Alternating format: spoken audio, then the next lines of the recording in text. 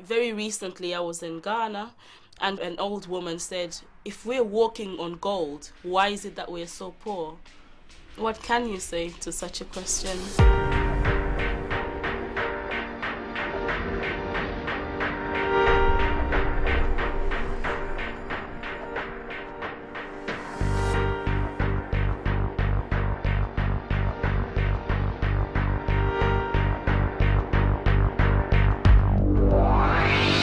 There are about 50 to 60 countries in the world right now that are so-called resource-rich countries.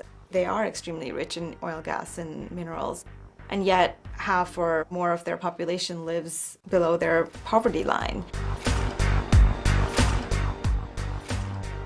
It's just not sustainable to have a situation of countries being mired in poverty. They can't continue to be dependent on aid. These resources present an opportunity that aren't going to be around forever. And we've got to act now before they're all exploited. You see, abundance of misery is such a paradox. It ought to be the case that these revenues can transform the lives of the citizens. But then the opposite happens. It is the challenge to move the benefits of natural resources out of the hold of a smaller club of people and instead diversify the opportunity that it offers to a larger number of people. That's what will reverse the curse, and that's the most important issue of the day for minerals-rich countries.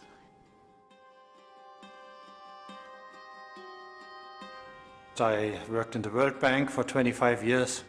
There I remember that in particular my wife Jutta, who was working as a doctor in Nairobi in various poor people's clinics, she began to criticize me that I was not doing anything against corruption. When she saw that I left in the morning in suit and tie to visit, say, the Minister of Health, she felt it was very uncertain whether I really would achieve something, while she knew that she would see 100 patients that day. And when we met in the evening, she would challenge me.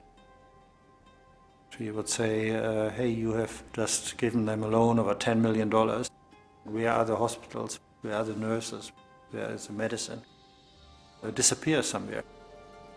It became so bad that I felt that everything we were trying to do was undermined and was destroyed by grand corruption.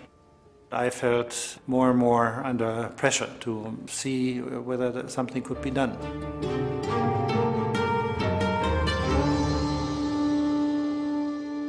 My first work was basically to try and get the public procurement system of Nigeria working better.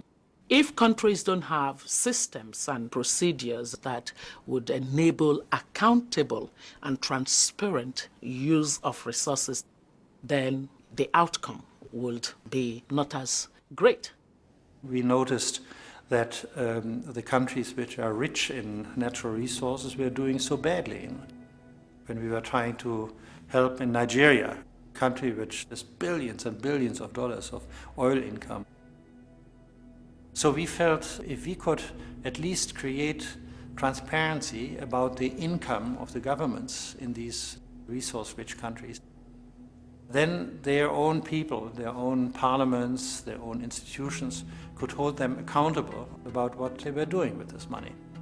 Therefore, we thought it would be relatively easy to simply talk to the companies and ask them to publish what they pay to the government. And in fact, we were quite successful. Tony Blair was very strong in supporting that, George Soros. A number of companies like Shell or BP, they very quickly said, yes, we are going to do that.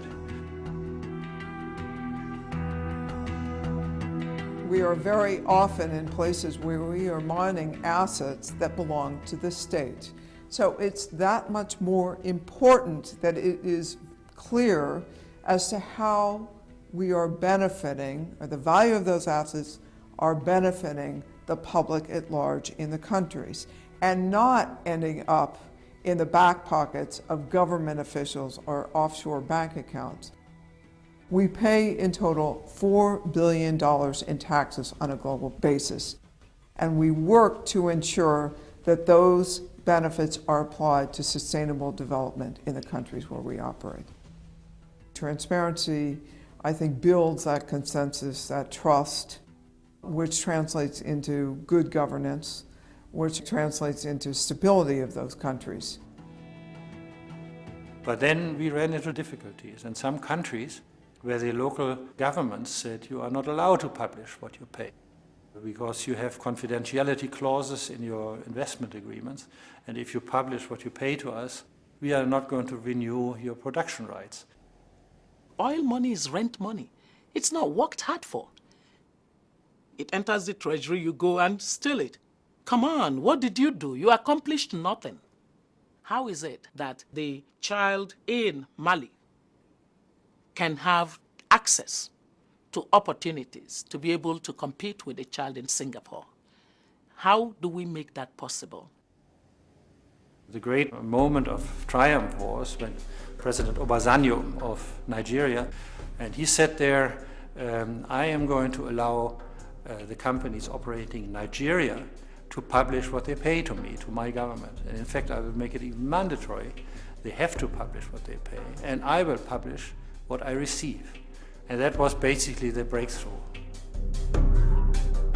The fact that we could save up to this amount of money meant that we had additional resources to put into health and into education.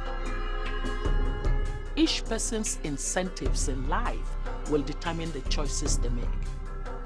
The EITI process is actually quite simple.